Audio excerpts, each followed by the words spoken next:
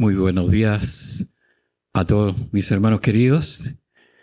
Una alegría volver a encontrarnos. Para el mundo, este es un día, y lo vemos que es un día que en todas partes, en la mayoría partes del mundo, se está celebrando de una u otra manera, pero se está hablando de nuestro Señor Jesucristo. Así ha sido el impacto que Él ha producido en el mundo. Nosotros, obviamente, vivimos cada día. Los 365 días del año vivimos dando gloria a Dios por medio de nuestro Señor Jesucristo. Por eso hoy día para nosotros también es un día que podemos compartir la palabra, que es profunda en todos los detalles. Y así podemos comenzar viendo los detalles en Marcos 15:23, que dice: y le dieron a beber vino mezclado con mirra, mas él no lo tomó. En la Biblia interlineal, la traducción literal español, hebreo, griego, dice: ¿cuál vino ha sido drogado con mirra? A él estaban dando, pero no tomó. En el fondo, este vino funcionaba normalmente como algo para aliviar los dolores que podía estar sufriendo. Pero dice que el Señor no lo tomó. Él tomó este sacrificio sin ninguna gota de misericordia. Y así en Marcos 15:25, en la hora tercera, que es más o menos 9 de la mañana, Él, en este momento de crucifixión terrible, muchas veces vemos nosotros en la televisión que la corona de espinas, unas gotitas de sangre, algo así, un pañito tapando, pero la realidad que era terrible. Ese dolor era terrible. Los latigazos desgarraban la piel. Por tanto, el Señor estaba con la piel viva en la cruz. Él no estaba como lo muestran muchas veces puede ser nuestros pensamientos o nuestras ideas, las películas, por ejemplo, que hoy día vemos. Él estaba totalmente desfigurado y con total humillación. Nada lo tapaba. Estaba totalmente desnudo porque era lo habitual en ese tipo de crucifixión. Este momento tan terrible, muchas veces nosotros no alcanzamos a imaginar. Y por eso es tan importante que podamos ver los detalles que en la palabra del Señor nos da. Y en este momento comienza a manifestarse la mano del Padre en medio de este sacrificio. Más o menos tipo 3 de la tarde. Las tinieblas empiezan a cubrir este momento. En Marcos 15:33 dice: cuando vino la hora sexta, hubo tinieblas sobre la tierra hasta la hora novena. Y aquí las tinieblas representan el juicio y la tremenda aflicción que había y que se estaba produciendo entre el Padre y el Hijo. Y esto afectaba a toda la creación. No podemos pensar que esto era una cosa trivial que estaba pasando en ese momento en Israel. Esto trascendía hacia toda la creación, a todo el universo. No era algo trivial que estaba sucediendo puntualmente ahí, en Israel. Y a mediados del siglo VIII antes de Cristo, escribe el profeta Amós: juicio sobre Israel se acerca. Y así lo describió este momento de oscuridad que hubo en Israel. Pensamos en la tierra de Israel, dice toda la tierra. La mitad de la tierra ya estaba en oscuridad porque era la noche, por tanto probablemente era toda la tierra. En estos momentos, en Amós 8:9, el profeta dice: acontecerá en aquel día, dice Jehová el Señor, que hará que se ponga el sol a mediodía y cubriré de tinieblas la tierra en el día claro. Esto fue escrito durante los reinados de Usías, rey de Judá, y Jeroboam II, rey de Israel. Así fue también predijo este momento de oscuridad. Esta oscuridad que normalmente también se sucede en los momentos de juicio. El Señor Jesús fue crucificado a la hora tercera, como dice Marcos 15:25, es decir, a las 9 de la mañana. Y según la forma en que los judíos contaban las horas, fue alrededor de las 12 del mediodía, cuando el sol está justamente en su punto más alto, tal como decía la profecía.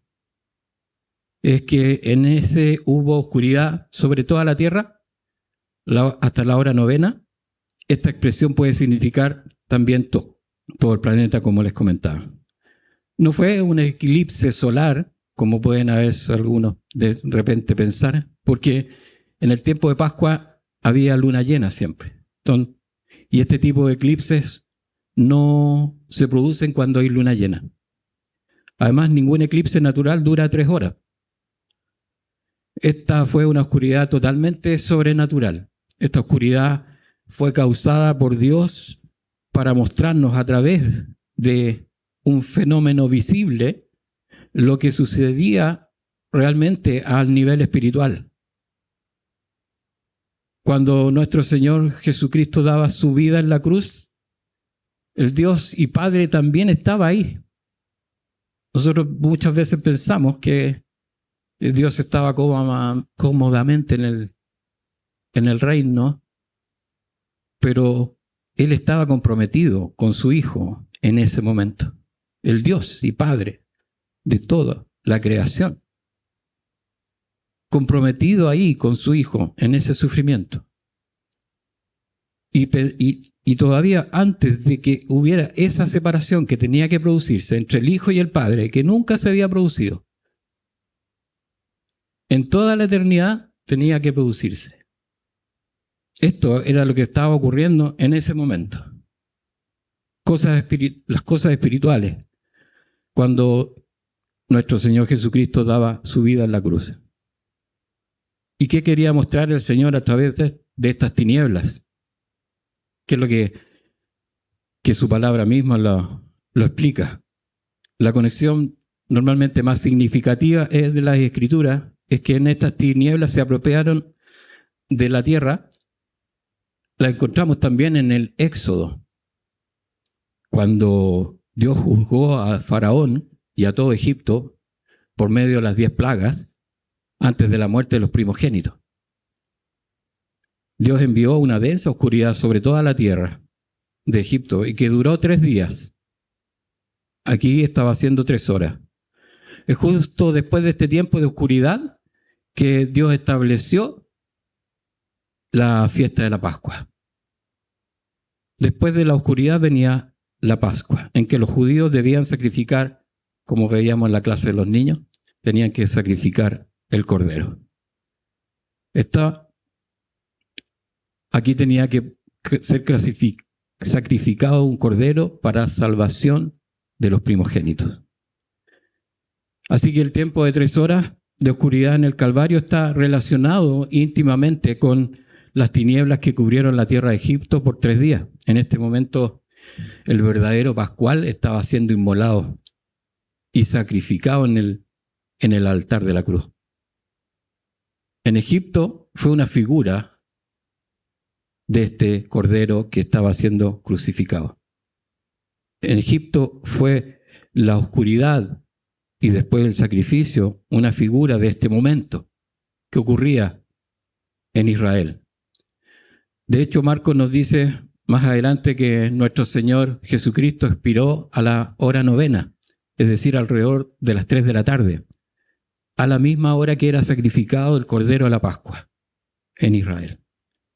Dios cubrió con este manto de oscuridad para mostrarnos en una forma física lo que ocurría a nivel espiritual en la cruz. Cristo estaba ahí sustituyéndonos a cada uno de nosotros, recibiendo todo el peso de la justa ira de Dios y que merecía nuestros pecados para que pudiéramos ser absueltos de este tribunal, de este juicio de Dios. Así en Marcos 15:34 dice, y a la hora novena, Jesús clamó a gran voz diciendo, Eloi, Eloi, lama sabactani, que traducido es, Dios mío, ¿por qué me has desamparado?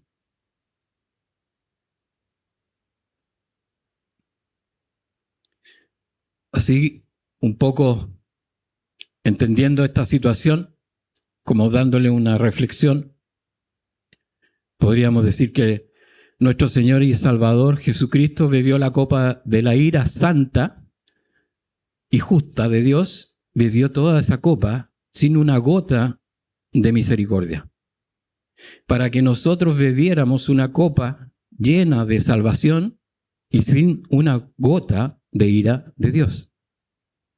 Nosotros estamos siendo librados de la ira de Dios.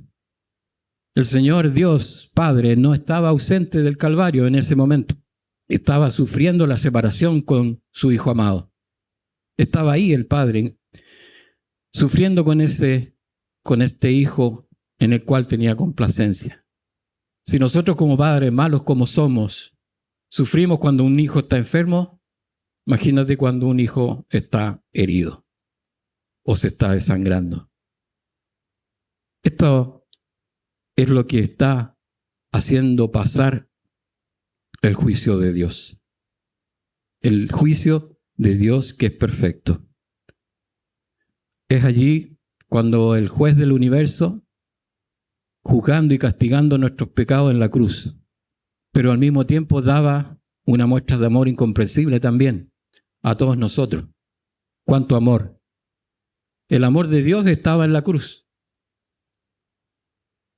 La ira de Dios también estaba sobre esa cruz, juzgando todos los pecados. Y también Dios mismo estaba como sacrificio vivo. Al mismo tiempo estaba el amor de Dios, estaba ahí el juicio de Dios en la cruz. Y además, el mismo Dios se ponía en sacrificio vivo. La cruz fue un acto simultáneo de castigo, pero también de salvación, de severidad, pero también de gracia, de justicia y misericordia.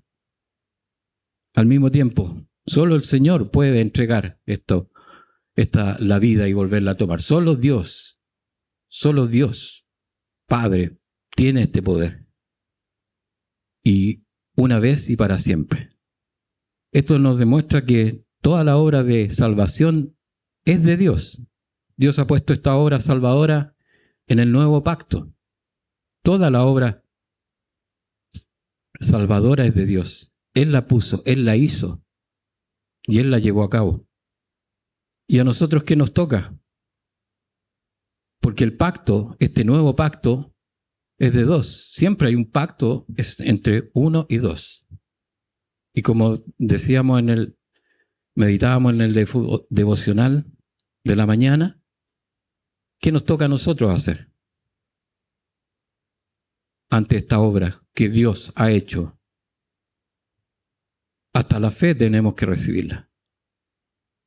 Debemos recibir esta obra con fe. Debemos recibir porque hasta la fe también nos ha sido dada. Por tanto, solo debemos recibir toda esta gracia, toda la fe. Debemos recibir.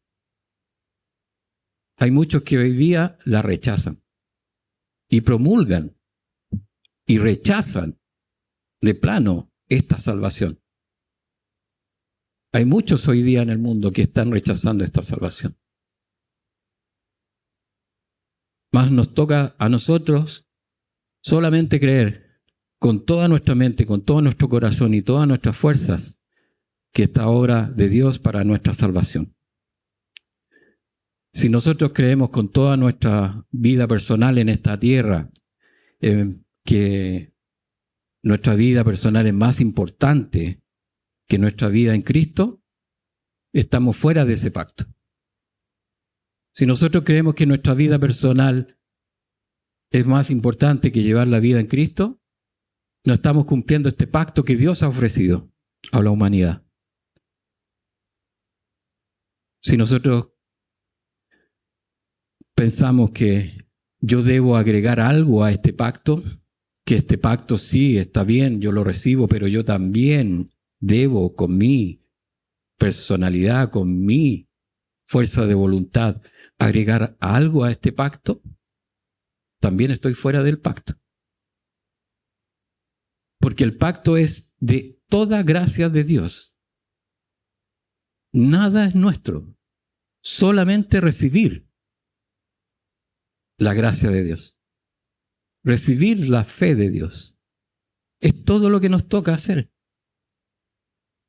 Es un yugo fácil y ligero, su carga. No nos toca más que eso. Dios ha puesto y ha hecho todo el trabajo. Para Dios lo más importante es darnos salvación. Si pensamos que yo debo agregar algo también, algo de mi personal, de mis dotes, estamos fuera del pacto.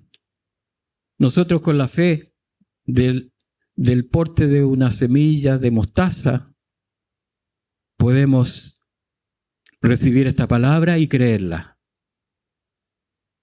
Nos basta solamente eso. ¿Podemos recibir esta palabra y creerla? Muchos aquí han recibido y han creído, y hoy están aquí. Cuando hacemos esto podemos hacer que el Espíritu de Dios eterno, el Espíritu del Dios de toda la creación, de todo el universo y todas las potestades, venga a vivir en nuestro corazón.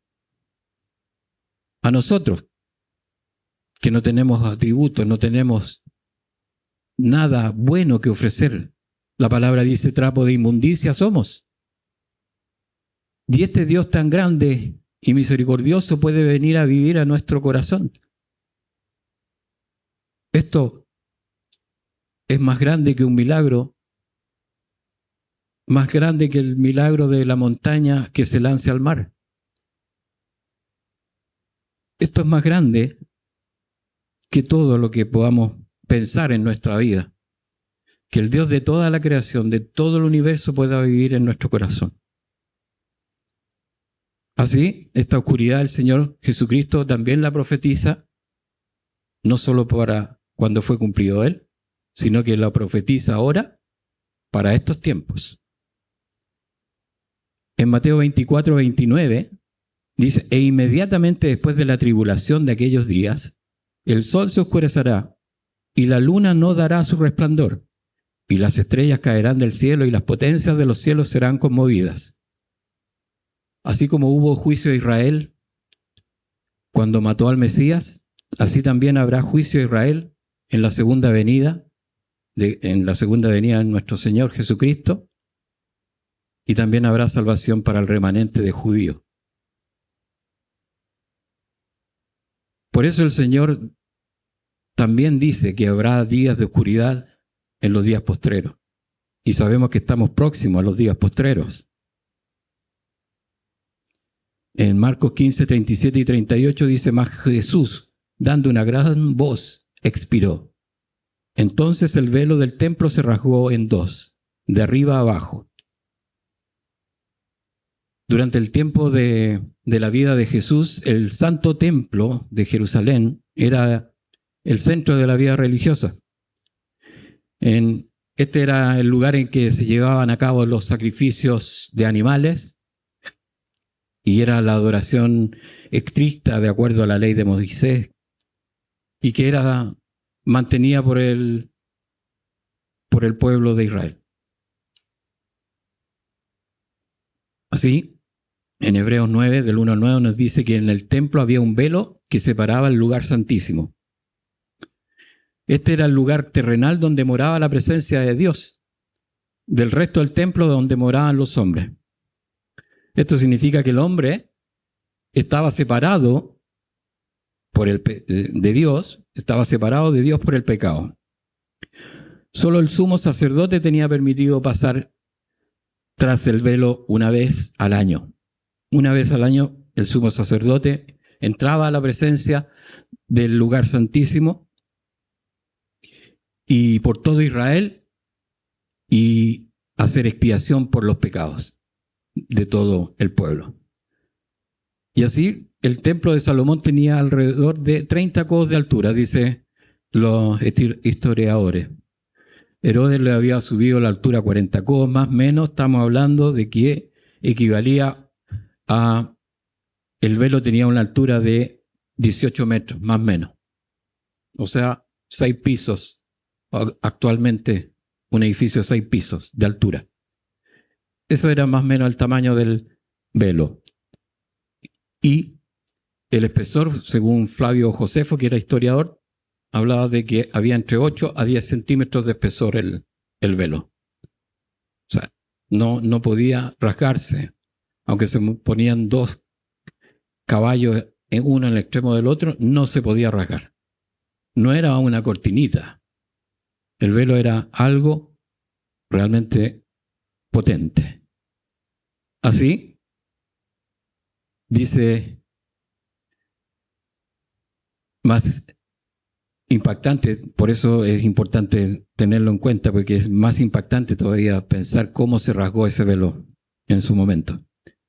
Mas Jesús, habiendo otra vez clamado a gran voz, entregó el Espíritu y aquí el velo del templo se rasgó en 2, de arriba abajo, dice.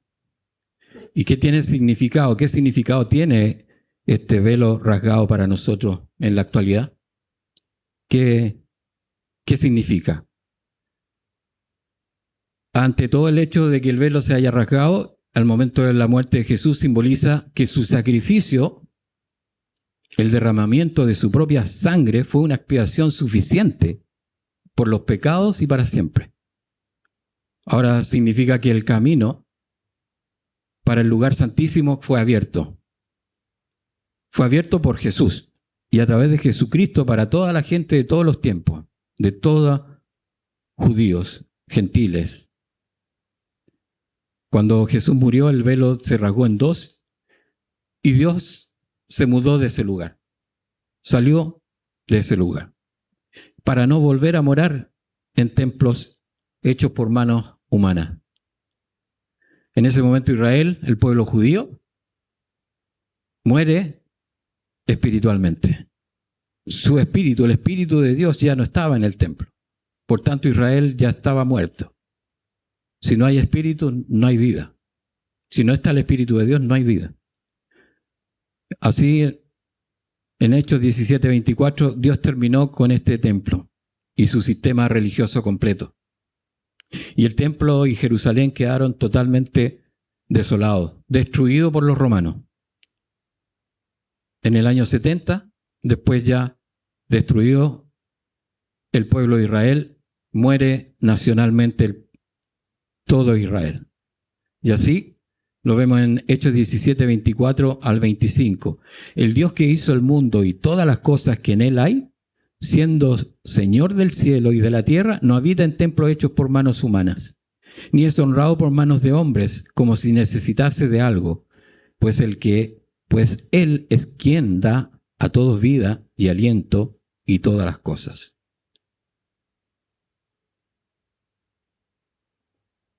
Con la muerte de Cristo se redime todas las transgresiones que había bajo el primer pacto.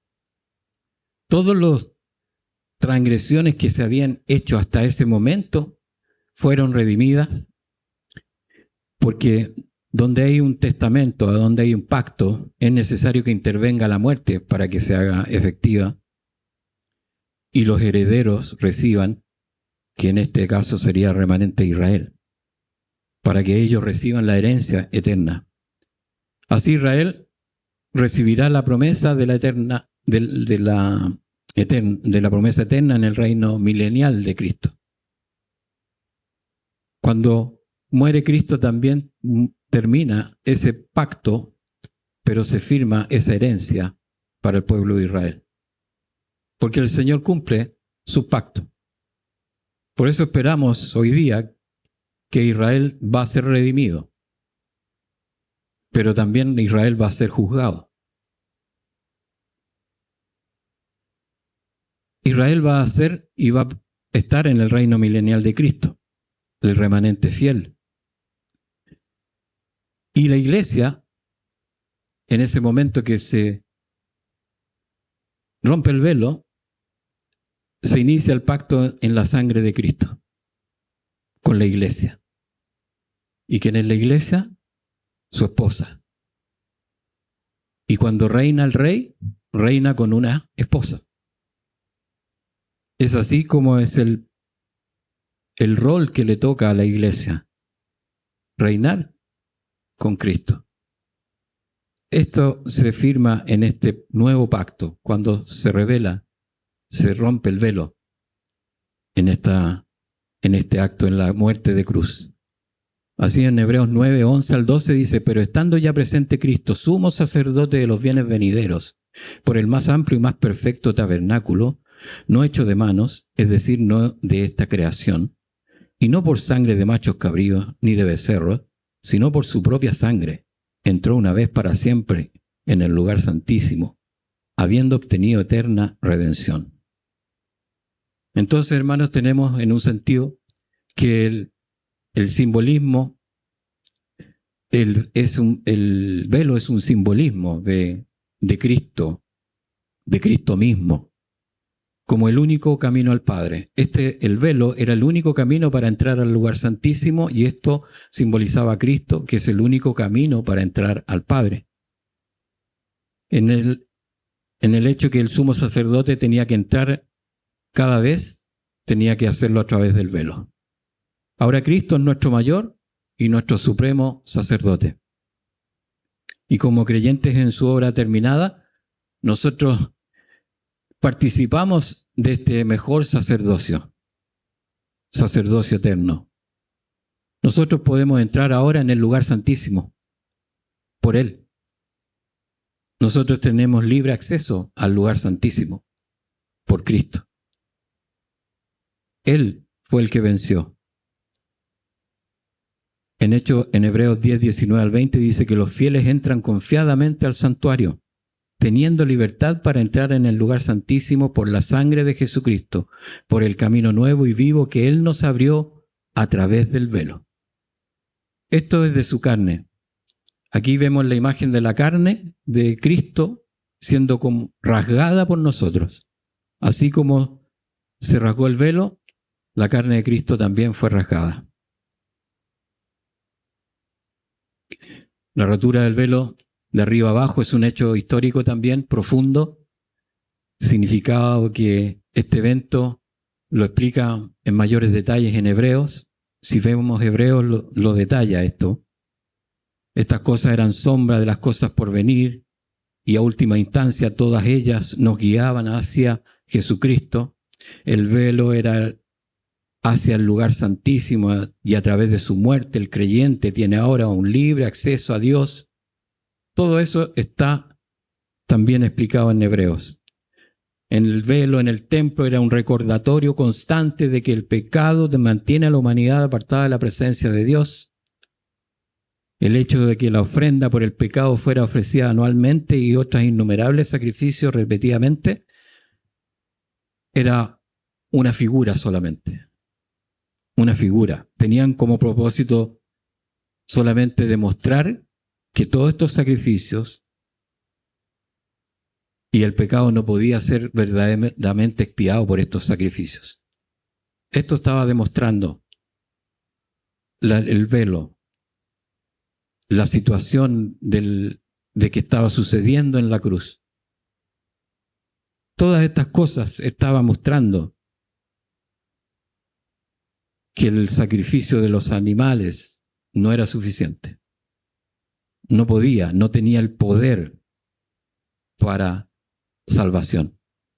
En estos días estaba viendo un reporte de CBS News y que habla que después de 2000 años en Israel se podrá llevar a cabo el sacrificio de una vaca roja alazana, tal como dice en el Antiguo Testamento, todo lo que habla del rito. Y hoy día se está preparando un lugar en el monte de los olivos para su sacrificio, mirando hacia el lugar santo del templo, donde ahora está la cúpula de la roca y la mezquita de Al-Aqsa. Frente al templo, desde el monte de los olivos, están preparando un sacrificio de una vaca roja. Habían 5 que trajeron desde Estados Unidos, de Texas, a la módica suma de $100,000 cada vaca, $500,000 las 5 vacas, 500 millones de pesos. Ya una ya no sirve, quedan 4 vacas para sacrificarlas. Y se está considerando sacrificarlas en esta Pesaj. Es posible que ya haya sido sacrificada. Y queda claro que al sacrificar una vaca es una afrenta al sacrificio de Cristo. Este sacrificio puede llevarse a cabo desde aquí, desde este Pesaj, hasta octubre más o menos de este año, porque las vacas tienen que tener 3 años y ya están por cumplir los 3 años. Puede que el pueblo de Israel haga este sacrificio. Y eso también es totalmente parte de los tiempos postreros, de los tiempos finales. En este reportaje se revela que una de las razones por la que realizó el ataque el grupo Hamas a Israel, una de las razones fue esa, que estaban trayendo las vacas rojas para sacrificio en Israel. Y dentro de eso, ¿por qué? Porque el grupo Hamas sabe que si se sacrifica las vacas rojas, las cenizas son para purificación, la purificación es para los que construyen el templo. Y los que construyen el templo, ¿qué templo? El tercer templo que están esperando en Israel.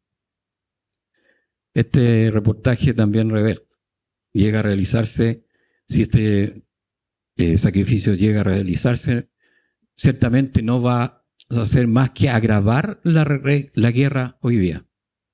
Porque además de Hamas, entra todo el mundo musulmán. 2.500 millones de musulmanes. Esto lo que está representando hoy día el sacrificio de estos animales. Como les decía, ¿qué necesitamos? Y toda la obra la ha hecho Dios. Si toda la obra la ha hecho el Señor, ¿qué necesitamos hacer nosotros? Solamente recibirlo por fe y recibir esa fe de Dios. ¿Qué está haciendo Israel en este momento? Rechazando esto. ¿Cómo no va a venir la ira de Dios sobre todo su sacrificio si el mismo Dios estuvo inmerso en este sacrificio?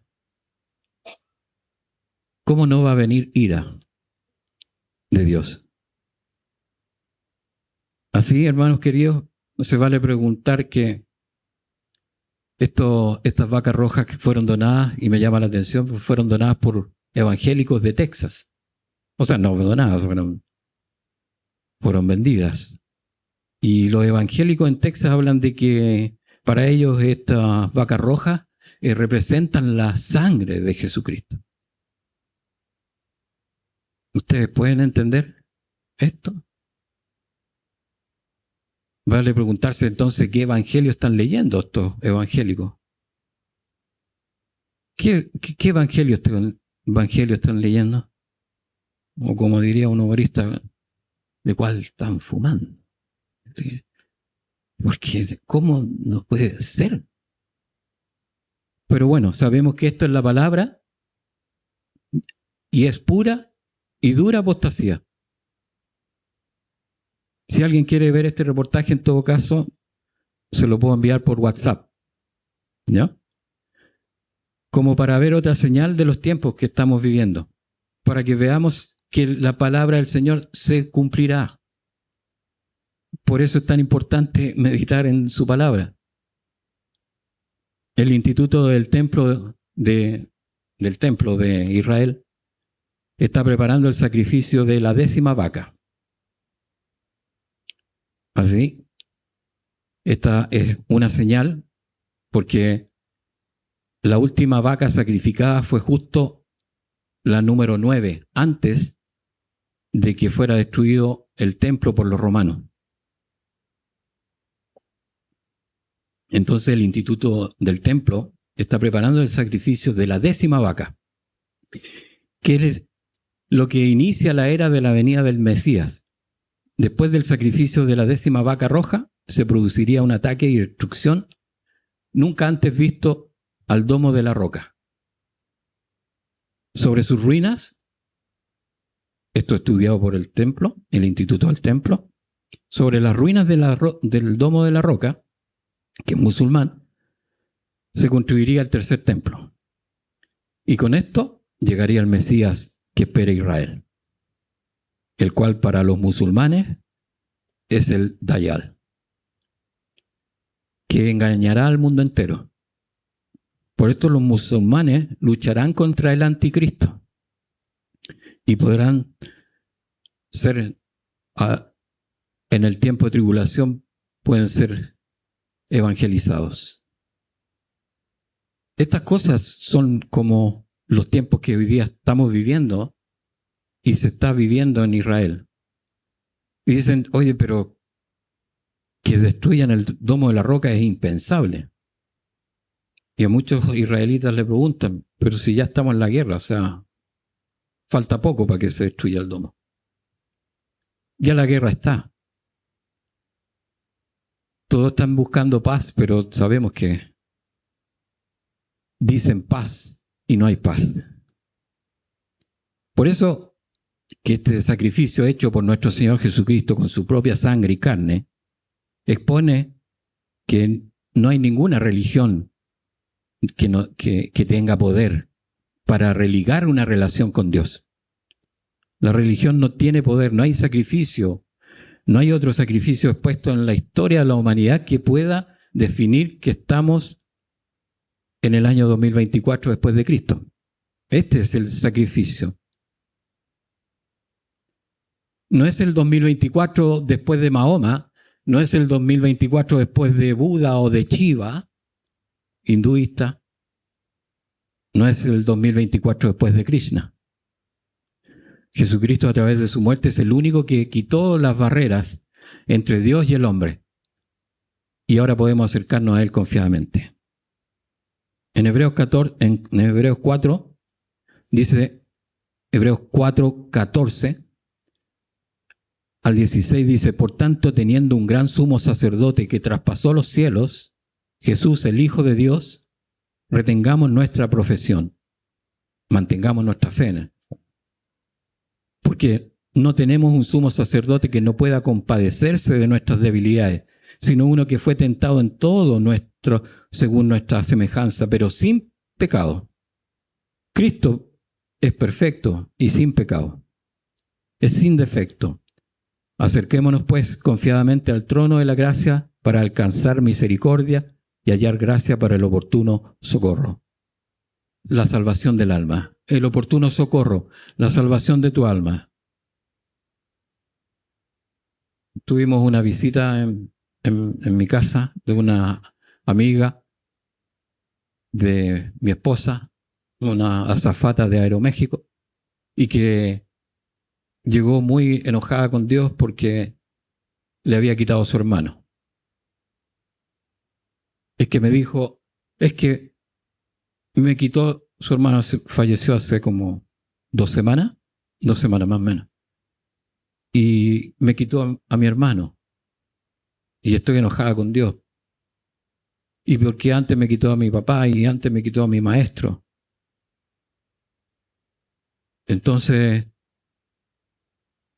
lo que pasa es que Dios está preocupado de tu alma, no de tu vida en la tierra. Tienes que entender que a Dios le importa sobre todas las cosas tu alma. Y tú tienes que entender que Dios no es para que tú lleves a cabo tu vida aquí en la tierra. La vida está en Cristo, no está en esta tierra. Tienes que entender que si el Señor te ha quitado esas personas, es para que tú vengas y vivas en la vida eterna. Todas las demás cosas no está la vida eterna, solo en Cristo.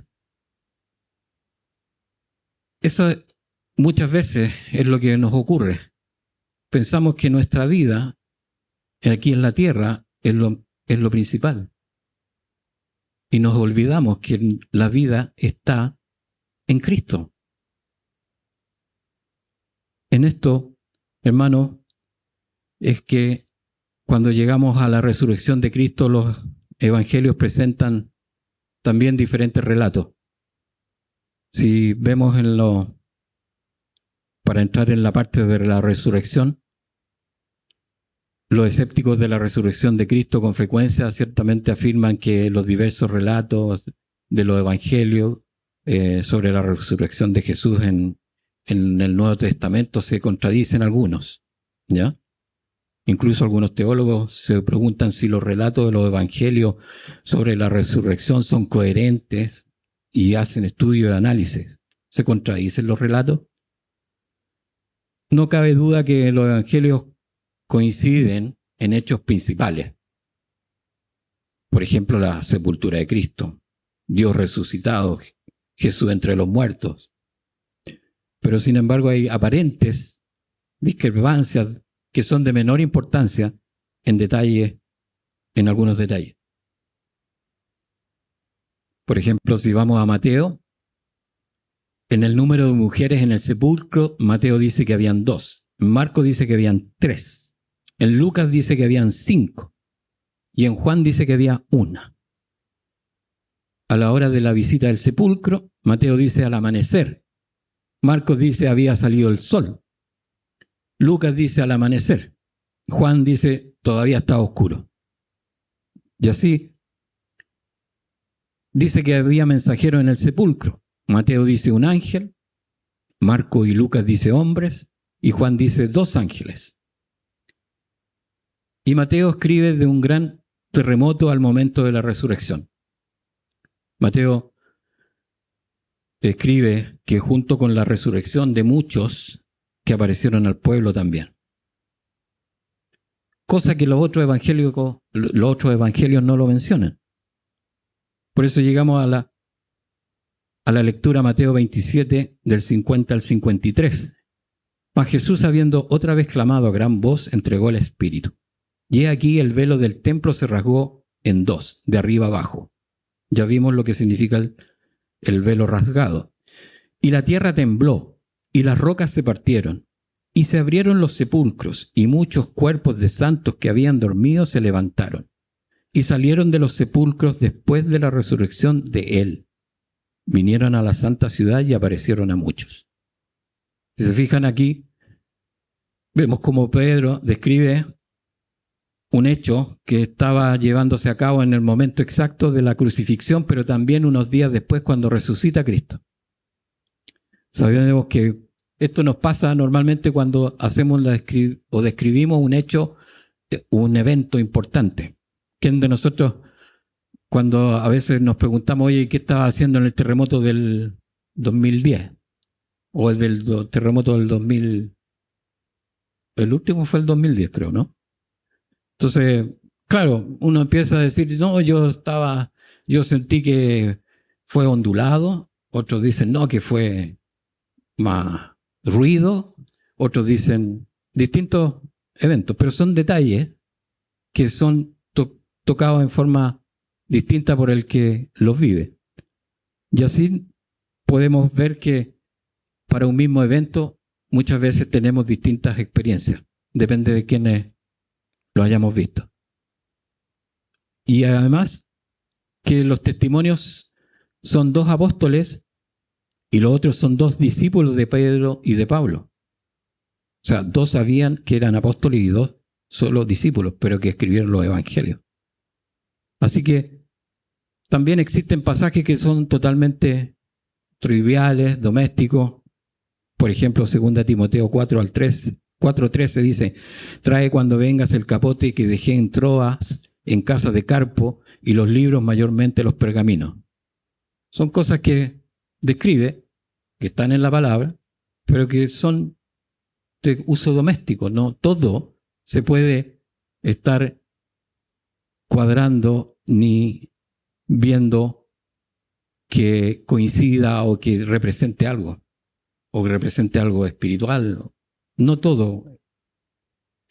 La Biblia, la palabra del Señor, es fiel y verdadera porque es consecuente y registra hasta los mismos defectos de toda y registra hasta las mismas vivencias de cada uno de nosotros, de cada uno de los que está aquí también.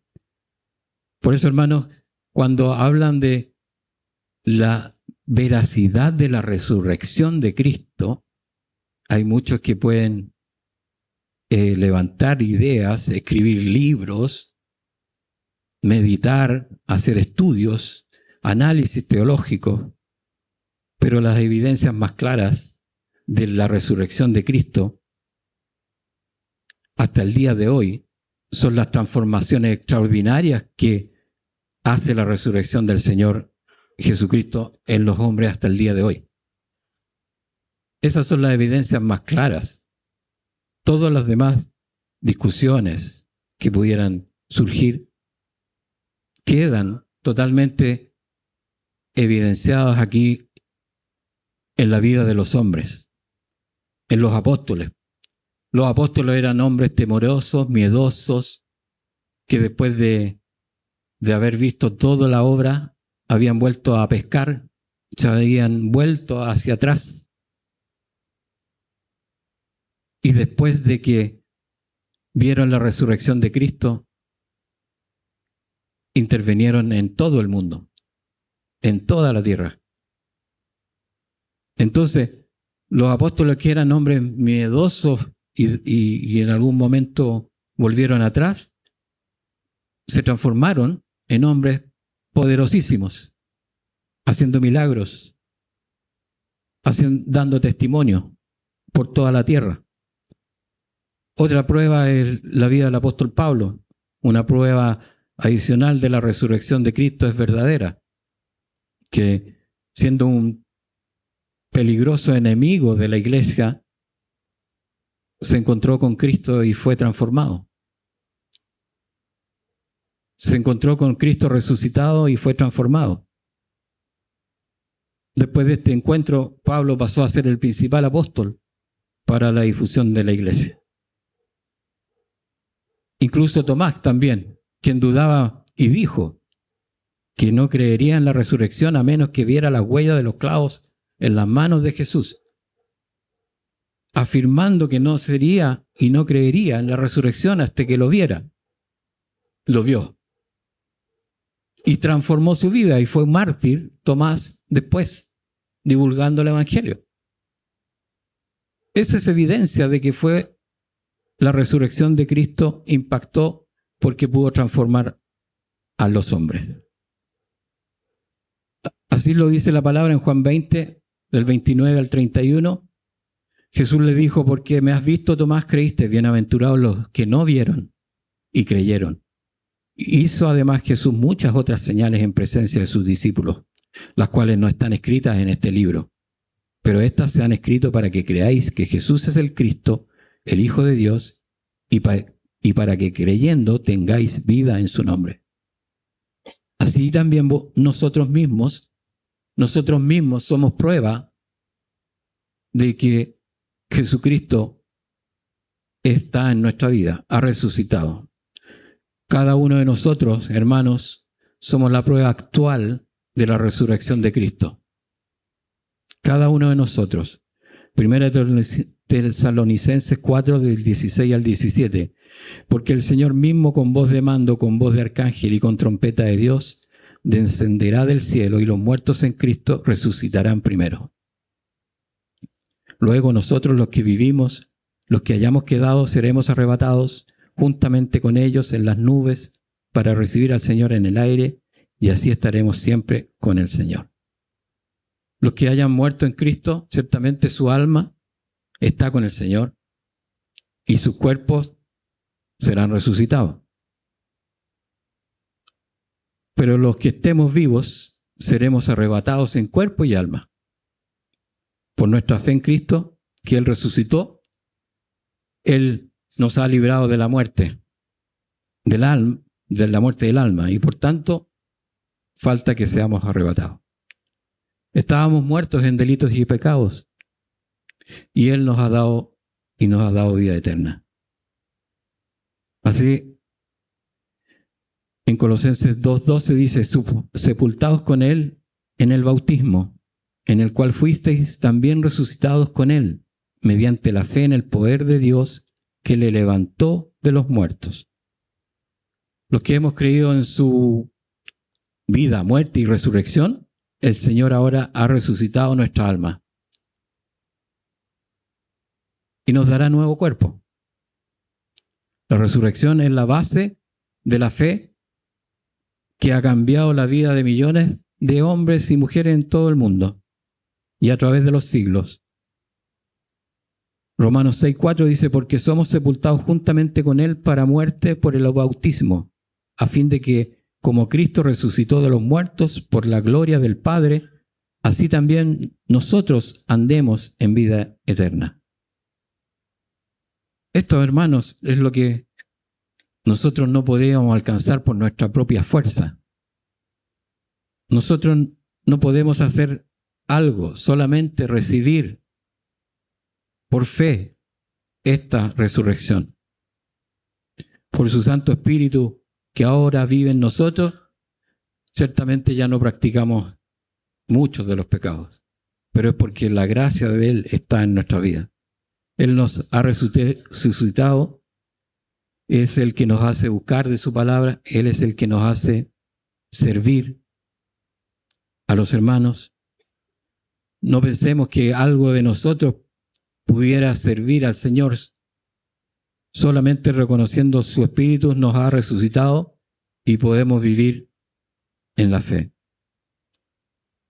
Debemos, hermanos, pensar y vivir que nuestro yo personal ya murió en la cruz y solo vivo en el Espíritu para servir a Cristo. Así, esta es la comunión de los santos. Esta, que es la obra de su resurrección. Si hay alguien que cree que todavía no ha sido resucitado, si hay alguien aquí que todavía no ha sido resucitado a vida eterna, que no ha sido nueva criatura,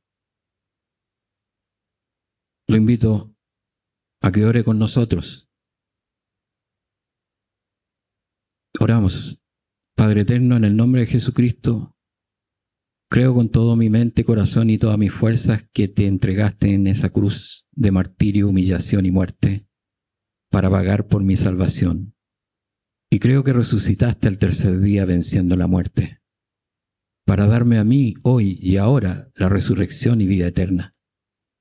Lléname y séllame con tu Santo Espíritu.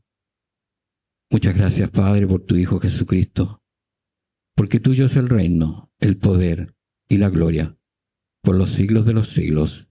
Amén. Bendiciones, hermano.